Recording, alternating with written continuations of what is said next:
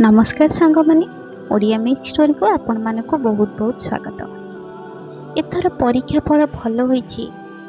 पूर्व वर्ष गुड़िक तुलन में A1 A2 रे बेसी पिला पास करिसेंती। सरकार तरफ उत्तम विद्यालय एवं उत्तम छात्र को नहीं पुरस्कृत करा जाउछि। सेथिपई भुवनेश्वर आदिवासी पड़िया रे प्रधान शिक्षक और शिक्षयित्री और छात्र छात्री भिड़। तपन प्रधान शिक्षक भाव में प्रमोशन पाइबार यह भितर 5 वर्ष बीतीगलानी। केबे हेले मध्य स्वर्गीय फूलरे श्रेष्ठ विद्यालय पुरस्कृत हेबार सौभाग्य अर्जन करि पारि नथिला। एथरर परिश्रमर फल नुआ नुआ लागुथाए। परिवेश ऑफिसरक आत्मजात केते जिलार प्रधान शिक्षक शिक्षयित्री आसीछंती। किए बा काहाकू जानिछि। ए विभाग रे चाकरी कला ठारू सदा सर्वदा विभिन्न समस्या दे गति करने को पड़ुछि। समस्या गुड़िक देहरे जेपरि भेदी गलानी। सबु कार्य को अति दक्षतार सहित एवं चतुरतार सहित संपादन करी आज पर्यंत चली आसीछि। समस्त को साथी नहीं चलवा कष्टकर हेले मध्य चलवा को पड़ुछि। काहाकू अणदेखा करि हेउ नाही। सहकारी शिक्षकरू आज प्रधान शिक्षक किछि भल काम करिथिबारु सरकारक पुरस्कृत प्रक्रिया रे भागदारी। समस्त प्रधान शिक्षक शिक्षयित्री एक स्वतंत्र गैलरी रे बसा जाइछि। छात्र छात्री मानकु अलगा अधिक संख्यार उन्नत छात्र छात्री पास करिथिबा प्रधान शिक्षक शिक्षयित्री को क्रमिक नंबर रे बसा जाइछि। मंत्री आसिले पुरस्कृत करिवे। मंच ऊपर को डाकू डाकू जेमिति जीवाकू हेबो सेही भली सजा जाइछि। समस्ते जे जार आसन रे विराजमान। हठात तपन बाबूंकर नजर पड़िला तनुजांक उपरे। बयसर अपराह्न रे तपन बाबू जदिओ अन्य मानक तुलन रे कम बयस परि जणा जाउछंती, तथापि जीवनर मोह माया एवं सेते बेलर सुंदरता आ नाही। जीवनर गाड़ी चली तो चली गाड़ी केतेबेले अटकी जीव किए कहि परिबो नाही। एका एका जीवन को काटिदेले तपन। मने पड़े से दिनर कथा। नुआ नुआ विद्यालय रे जॉइन करी थांती। बयस सेते बेले को 25 कि 26 हेबो। मनरे नूतन उत्साह उद्दीपना। कार्य करिबा पाठ पढ़ाइबा सबुथिरे पारदर्शिता तपनर। उत्कल विश्वविद्यालय इंग्राजी रे MA पास करिछंती। एहा परे कटक रु BEd करी विभाग तरफ पोस्टिंग होईची। दुर्गम अंचल रे छात्र छात्री शिक्षार उन्नति पाई तपन बद्ध परिकर। सकाळ संध्या फ्री कोचिंग करंती। विद्यालय समय रे दिया जाइथिबा विषय नियमित पढ़ांती। तत्संगे संगे कौनसी शिक्षक अनुपस्थित थिले किंबा श्रेणीगृह फांका थिले तांकर विषय मध्य पढ़ांती। अल्प दिन मध्यरे समस्तंकर आदरर पात्र होइथिले तपन। युवसुलभ उद्दामता, कार्य करिवार दक्षता अन्य मानक ठारू भिन्न। समस्ते तपन बाबू को भारी भल पाती, प्रशंसा करती। गोरा तक तक सुंदर चेहरा, मुखमंडलरू प्रसन्नता सदा सर्वदा प्रतीत हुए। कथारे कार्य समस्तकर से मन मोहि नियंती। किछि दिन परे विज्ञान शिक्षयित्री भाव में जोग दियंती तनुजा। बयस कहिबाकू गले 22 कि 23 हेबो। सद्य BEd पास करी चाकरी रे जोग देइछंती। तपन बाबूंको पड़िशा क्वार्टर मिलिला तनुजांको। तपनर बापा माँ फोन रे सदा सर्वदा कथा हुअंती, परामर्श दियंती। देखिकरी चलिबू, दूर जगह सबु कथा बुझाई कहती। खाइलु कि, कौन रोषे करिथिलु, आज कुआडे जाइथिलु, इत्यादि इत्यादि। तनुजा तपनकर कार्यशैली रे प्रभावित हुए। तपन मापी चुपी कथा कहवा शैली तनुजा को भारी भल लगे। तपन एते कहा सहित मिसे नहीं। तार काम भल तो से भल। ब्राह्मण घरर छुआ, बापा जने प्राइमरी शिक्षक। ताकर आदर्श रे से गढ़ी आसीछि। बहु दूर रे गोटे बोली पुओ चाकरी करिथिबारु तपनर बापा माँ सदा चिंतित। ତପନ ମଧ୍ୟ ଭାରି ସଂଯମୀ, ହେଲେ ପ୍ରେମ କେତେବେଳେ କାହା ସହିତ କେମିତି ହୋଇଯାଏ ତାହା ବିଷୟରେ ଆୟତ ବାହାରେ। ଯୋଜନାବଦ୍ଧ ଭାବରେ ପ୍ରେମ କରାଯାଏ ନା, ବାସ୍ ପ୍ରେମ ଆପେ ଆପେ ହୋଇଯାଏ। ଜୀବନ ଅଛି ତ ପ୍ରେମ ନିଶ୍ଚୟ ଅଛି। କୁହନ୍ତି ଦୁନିଆର ସବୁ ସମ୍ପର୍କ ଠାରୁ କୁଆଡ଼େ ରକ୍ତଗତ ସମ୍ପର୍କ ଭାରି ନିବିଡ଼, କାରଣ ରକ୍ତ କୁଆଡ଼େ ରକ୍ତକୁ ଟାଣେ, ଭଲରେ ମନ୍ଦରେ ଖୋଜେ। ହେଲେ ଆହୁରି କେତେକ କୁହନ୍ତି ଯେ ରକ୍ତଗତ ସମ୍ପର୍କ ଠାରୁ ଆଉ ଗୋଟିଏ ନିବିଡ଼ ସମ୍ପର୍କ ଅଛି, ଯାହା ସବୁଠାରୁ ବଡ଼ ଶକ୍ତିଶାଳୀ, ତାହା ହୃଦୟ, ଆତ୍ମା ଓ ମନର ସମ୍ପର୍କ। ପ୍ରେମ ଆଗରେ ରକ୍ତ ସମ୍ପର୍କ ବେଳେବେଳେ ଫିକା ପଡ଼ିଯାଏ। ସେହି ସମ୍ପର୍କ ଥରେ ହୃଦୟ ଭିତରେ ଗଢ଼ି ହୋଇଗଲେ ତାହା ଭାଙ୍ଗିବା ଏତେ ସହଜ ହୁଏ ନାହିଁ। ଶରୀରରେ ନିଜ ରକ୍ତ ଅଶୁଦ୍ଧ ହୋଇଗଲେ ଅନ୍ୟ ଜଣଙ୍କର ରକ୍ତ ଦ୍ୱାରା ମଣିଷ ବଞ୍ଚି ଯାଇପାରେ, ହେଲେ ହୃଦୟର ସ୍ପନ୍ଦନ ଥରେ ବନ୍ଦ ହୋଇଗଲେ ବଞ୍ଚି ହୁଏନି। ପ୍ରେମ ସେମିତି ଜାତି ଧର୍ମ ବର୍ଣ୍ଣ କିଛି ମାନେ ନାହିଁ। ଈଶ୍ୱର ସିନା କଥା କହିବା ପାଇଁ ପାଟି ଦେଇଛନ୍ତି, ହେଲେ ମଣିଷର ଆଖି ନାକ ଓଠ ଓ ମୁହଁର ଅଙ୍ଗଭଙ୍ଗୀରେ କଥା ହୋଇପାରେ।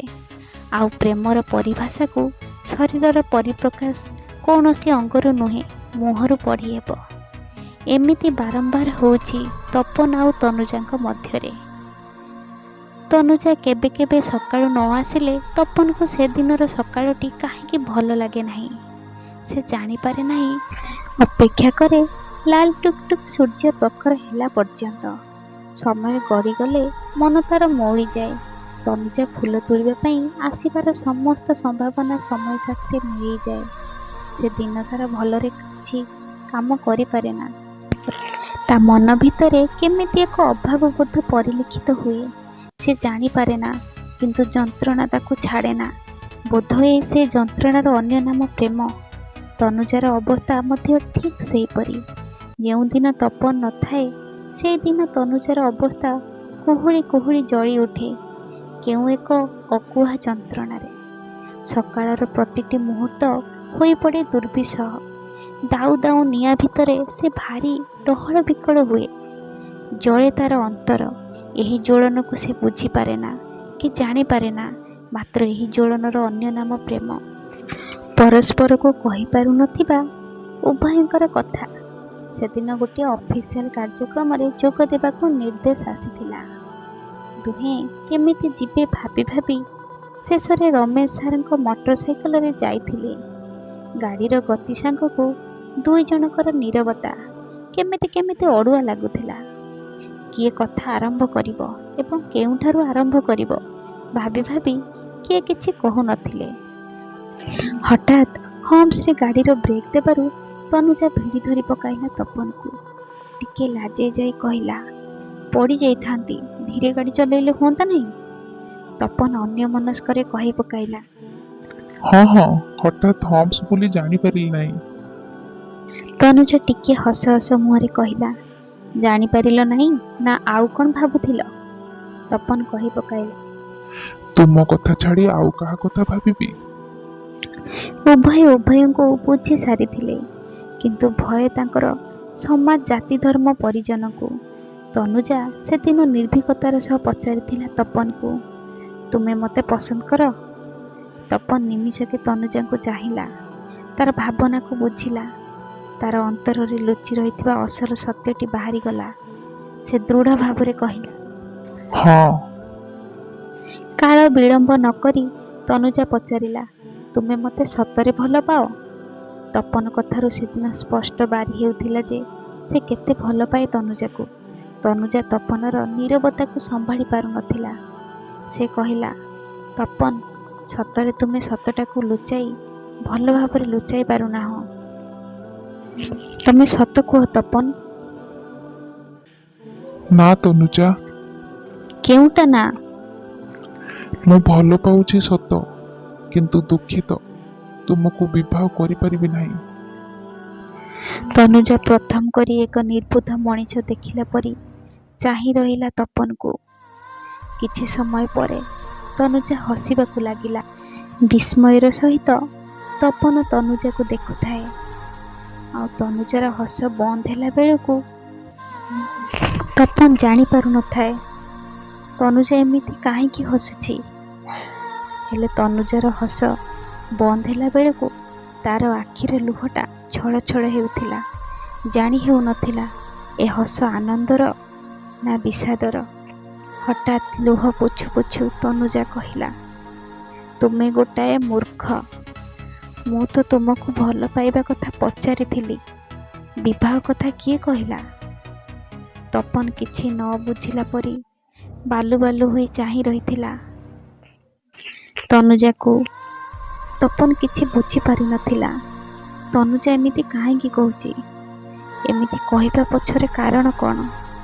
ସେ କ'ଣ ପାଇଁ ଏମିତି କହିଲା?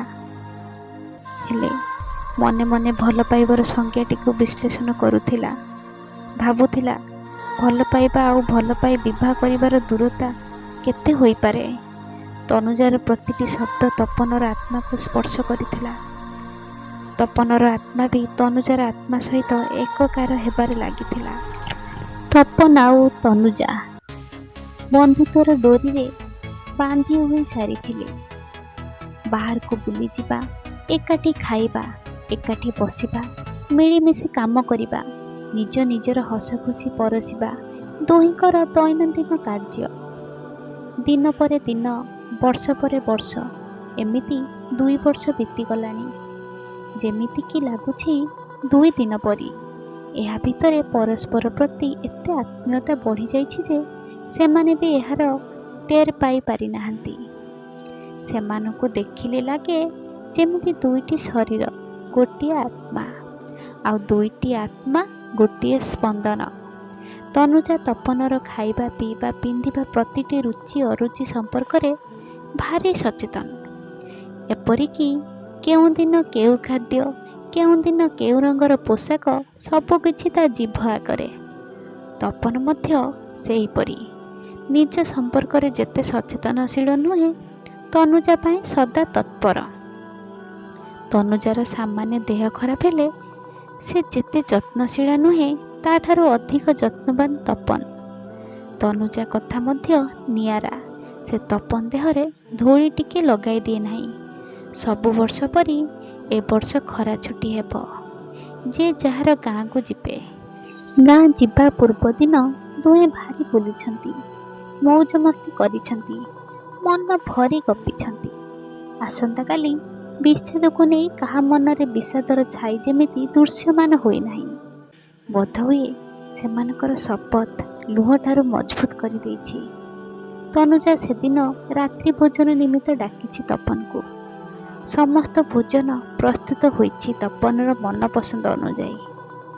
ଭୋଜନ ସରିଲା। ରାତି 12ଟାରେ ଗାଡ଼ି। ଯେ ଯାହାର ଗାଁକୁ ଚାଲିଯିବେ। ଛୁଟି ପରେ ପୁଣି 2 ଜଣଙ୍କର ଦେଖା ସାକ୍ଷାତ। ଅନୁଭୂତି ଅନୁଭବର ଅଭୁଲା ସ୍ମୃତିକୁ ଦୁହେଁ ସାଉଁଟୁଥାନ୍ତି। ସେଥର ଖରା ଛୁଟିରେ ଯେ ଯାହାର ଗାଁକୁ ଯାଇଥିଲେ। ତପନ ଛୁଟି ଖୋଲିଲା ପରେ ଦେଖେ ତ ତନୁଜାର ମଥାରେ ସିନ୍ଦୁର। ଭାଙ୍ଗି ପଡ଼େ ତପନ।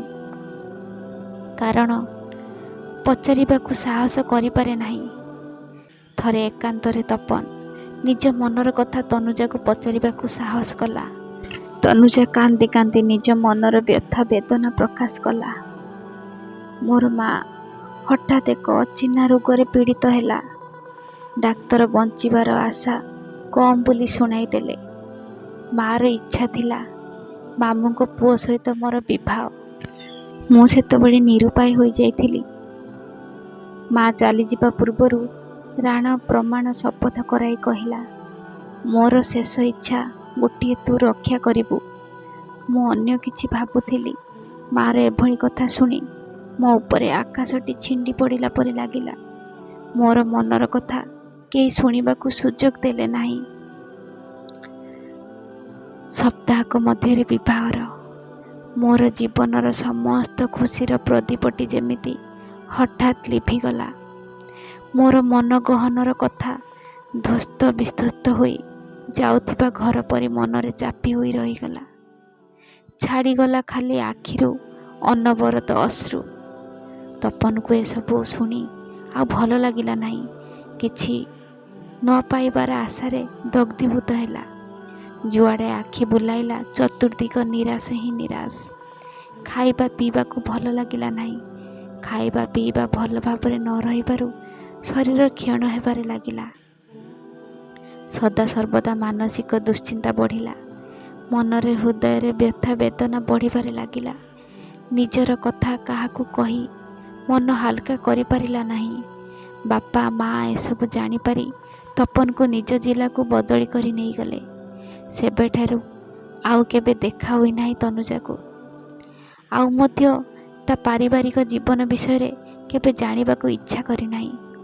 ଏହା ଭିତରେ ଦୀର୍ଘ 25-26 ବର୍ଷ ବିତି ଯାଇଛି।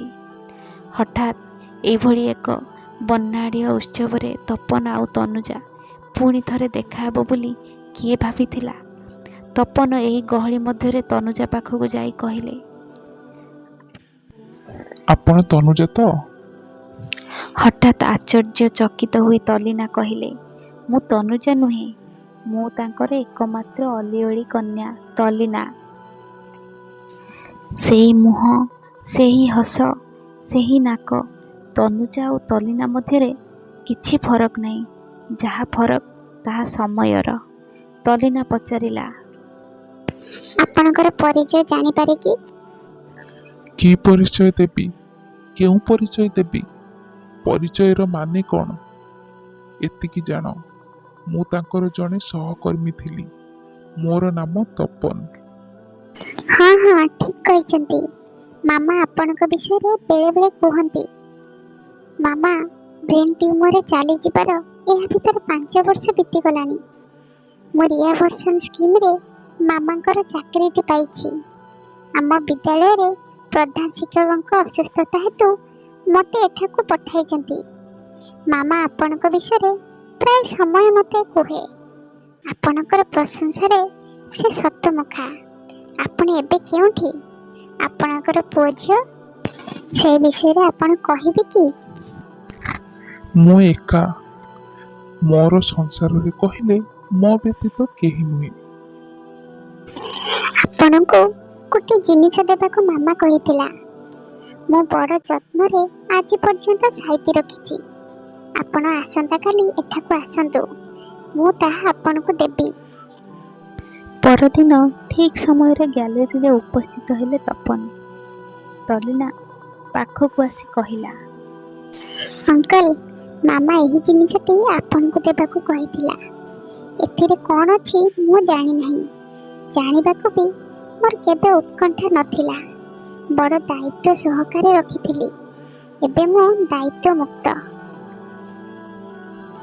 ତପନ ବାବୁ ଲଫାପାଟି ଖୋଲିବାକୁ ଲାଗିଲେ। ସେଥିରେ ଲେଖା ଥିଲା, ତପନ, ମୋର ଶୁଭେଚ୍ଛା ନେବ। ତୁମେ ଚିଠିଟି ପାଇଲା ବେଳକୁ ମୁଁ ହୁଏତ ଦୁନିଆରେ ଥିବି କି ନାହିଁ କହିପାରୁନାହିଁ। ଚିଠିଟିଏ ଦେବି କି ନ ଦେବି ଭାବି ଭାବି ତୁମକୁ ଏ ଚିଠିଟି ଲେଖିଲି। କେତେକ ନିହାତି କଥା ଜାଣିବା ଜରୁରୀ ମନେକରି ଲେଖିଲି। କାରଣ ମୋ ବିଷୟରେ ତୁମର ଗୋଟିଏ ଭୁଲ ଧାରଣା ରହିପାରେ। ମୁଁ ତୁମର ବ୍ୟକ୍ତିଗତ ଜୀବନ ସହିତ ଜଡ଼ିତ ଥିଲି। ମୋ ବିଷୟରେ ତୁମର ଜାଣିବାର ଆଗ୍ରହ, ଭଲ ପାଇବା, ସ୍ନେହ ନିଶ୍ଚୟ ଅନ୍ୟମାନେ ଭୁଲ ଦୃଷ୍ଟିରେ ନେବେ।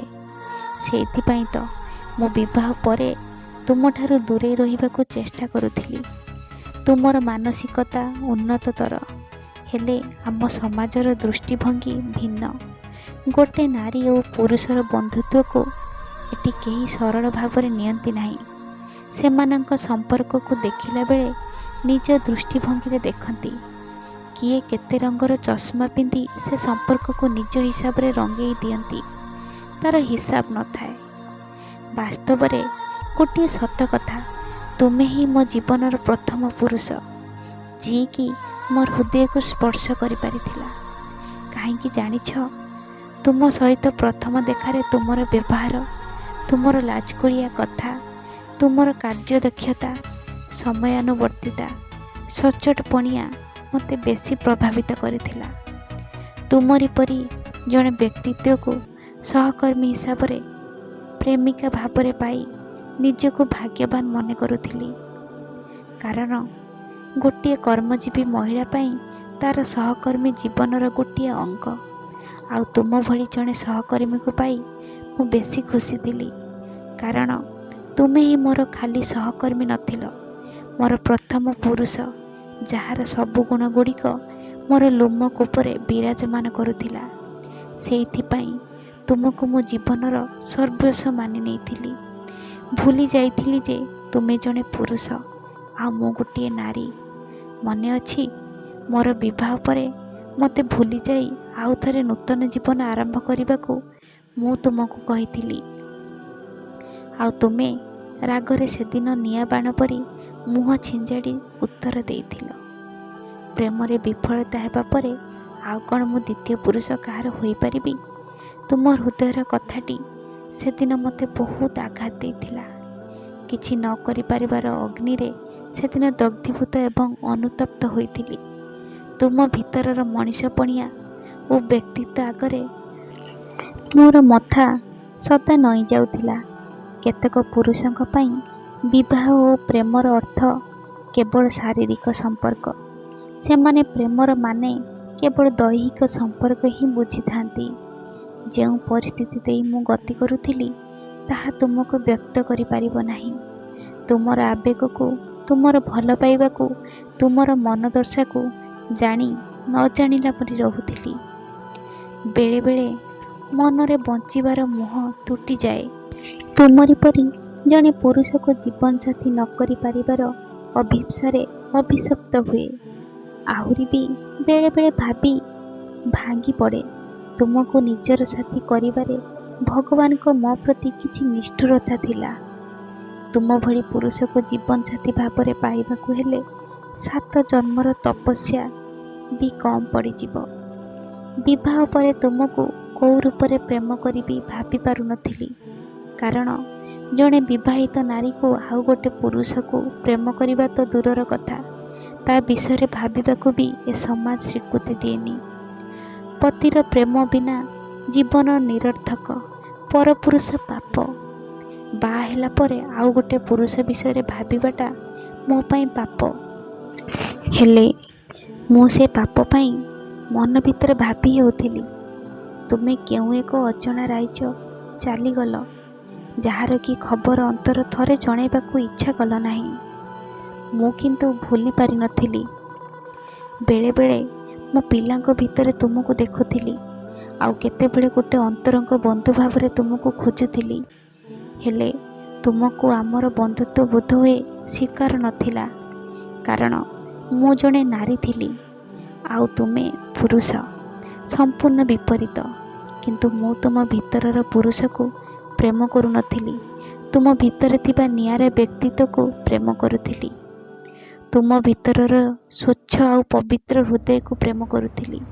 ତୁମ କଥା ଭାବିଲା ବେଳେ ମୁଁ ଭୁଲି ଯାଉଥିଲି ଯେ ମୁଁ ଗୋଟେ ବିବାହିତା ନାରୀ ଆଉ ତୁମେ ଅବିବାହିତ ପୁରୁଷ। ସେ ସମୟରେ ମୁଁ ଗୋଟେ ଅଶରୀରୀ ପାଲଟି ଯାଇଥିଲି। ସେହି ସମୟରେ କେବଳ ମୋ ହୃଦୟ, ମୋ ଆତ୍ମାକୁ ଅନୁଭବ କରୁଥିଲି। ଆଜି ମୋ ପାଇଁ ଜୀବନ ମରଣ, ପ୍ରେମ, ପ୍ରତାରଣା, ଘୃଣା ଭିତରେ କିଛି ବି ଫରକ ନାହିଁ। କାରଣ ମୋ ଭିତରେ ଆଉ ଆସକ୍ତି ହିଁ ନାହିଁ। ମୁଁ ଚାହୁଁନଥିଲି ମୋ ପାଇଁ ତୁମେ କଷ୍ଟ ପାଅ। ଆଉ ଜୀବନରେ ପ୍ରଥମ ଥର ଯିଏ ମୋ ହୃଦୟକୁ ଛୁଇଁ ପାରିଥିଲା ସେ ମୋତେ ଘୃଣା କରୁ, ଏକଥାକୁ ବି ମୁଁ ବରଦାସ୍ତ କରିପାରୁନଥିଲି। ପ୍ରେମରେ ଏତେ ଶକ୍ତି ଥାଏ ବୋଲି ମୁଁ ସେଇଦିନ ଅନୁଭବ କରିଥିଲି। କାରଣ ଆଗରୁ ମୋ ସ୍ୱାମୀ ଏସବୁ ପାଇଁ ମୋତେ କେତେଥର କହିଥିଲେ ଚାକିରି ଛାଡ଼ିବାକୁ। କାରଣ ମୋ ସ୍ୱାଧୀନତା ତାଙ୍କର ପସନ୍ଦ ନଥିଲା। ତାଙ୍କ କହିବା ଅନୁସାରେ ମୁଁ ଚାକିରି ଛାଡ଼ୁନଥିଲି। ବେଳେବେଳେ ମନୁଷ୍ୟର ନୀରବତା ଅନେକ କିଛି କହିଦିଏ। ତୁମେ ତୁମ ଜୀବନର ଶାନ୍ତି ପାଇଁ ମୋ ଠାରୁ ଦୂରେଇ ଗଲ, କିନ୍ତୁ ମୁଁ ତୁମର ଭଲ ପାଇବାକୁ ଆଜି ପର୍ଯ୍ୟନ୍ତ ଭୁଲି ପାରିଲି ନାହିଁ। ପ୍ରେମରେ ବାଧ୍ୟବାଧକତା ନଥାଏ କିମ୍ବା ବନ୍ଧୁତ୍ୱରେ ପାଇବାର ଜିଦ୍ ନଥାଏ। ଦୂରରେ ଥାଇ ବି ନୀରବରେ ପ୍ରେମ କରାଯାଇପାରେ। ତଲିନାକୁ ଆମ ବିଷୟରେ କହିଛି। ସେ କହେ ଯେ ମାମା, ଅଙ୍କଲ ଦିନେ ନିଶ୍ଚୟ ଆସିବେ। ମୁଁ ଜାଣିଛି ତୁମେ ଆସିବ, କିନ୍ତୁ ତୁମେ ଆସିବା ବୋଧହୁଏ ଡେରି ହୋଇଯିବ। ସେଇଥିପାଇଁ ତା ପାଖରେ ଚିଠି ଛାଡ଼ି ଯାଉଛି। କାରଣ ଯାହା ହେଉ ପଛେ ମୁଁ ଗଲା ପରେ ହେଲେ ମୋ ପ୍ରତି ତୁମ ଭିତରରେ ଥିବା ଭୁଲ ଧାରଣାଟା ଯେମିତି ଦୂର ହୋଇଯିବ। ରହୁଛି। ତନୁଜା ଚିଠିଟା ପଢ଼ି ସାରି ତପନଙ୍କର ଆଖିରୁ ଅଜାଣତରେ ଲୁହ ଝରି ଯାଉଛି। ନିଜର କୁହକୁ ରୋକି ପାରୁନାହାନ୍ତି। ଗୋଟେ ଅପରାଧ ବୋଧରେ ତପନଙ୍କର ମନଟା ଭାରକ୍ରାନ୍ତ ହୋଇଗଲା। ହେଲେ କ୍ଷମା ମାଗିବାର ସୁଯୋଗ ଆଉ ନଥିଲା। ସେ ମୋ ପାଖରୁ ଖାଲି ବନ୍ଧୁତ୍ୱ ଟିକେ ତ ଚାହୁଁଥିଲେ। ସମୟ ବି ଅପସରି ଯାଇଥିଲା। ତପନଙ୍କର ହାତରେ ଆଉ କିଛି ନଥିଲା। ତଲିନାକୁ ଝିଅ ବୋଲି ମୁଣ୍ଡ ଉପରେ ଦୁଇଥର ହାତ ବୁଲାଇ ଆଣିଲେ। ମୋର ଜୀବନରେ କ'ଣ ଅଛି ମା? ଏବେ ମୁଁ ଭୁବନେଶ୍ୱରରେ ରହୁଛି। ତୁ ମୋ କଥା ରଖି ପ୍ରତି ରବିବାର ଆସିଲେ ମୋତେ ଭଲ ଲାଗିବ। ସତରେ କ'ଣ ଭଲ ପାଉଥିବା ଝିଅଟିଏ କ'ଣ ଧୋକା ଦେଇପାରେ? ପରିସ୍ଥିତି ଓ ସମୟ ଚକ୍ରରେ ପଡ଼ି ଏମିତି କିଛି ହୋଇଯାଏ ଆମ ଅଜାଣତରେ। ଯେମିତି ହେଲା ତପନ ସହିତ। ତନୁଜା ତା ମା ପାଇଁ ଧୋକାବାଜ ହୋଇଗଲା। ତେବେ ସାଙ୍ଗମାନେ, ଯଦି ମୋ କାହାଣୀଟି ଆପଣମାନଙ୍କୁ ଭଲ ଲାଗିଥାଏ ତେବେ ଲାଇକ୍, ସେୟାର ଆଣ୍ଡ ସବସ୍କ୍ରାଇବ୍ କରିବାକୁ ଜମା ବି ଭୁଲିବେନି। ଜୟ ଜଗନ୍ନାଥ।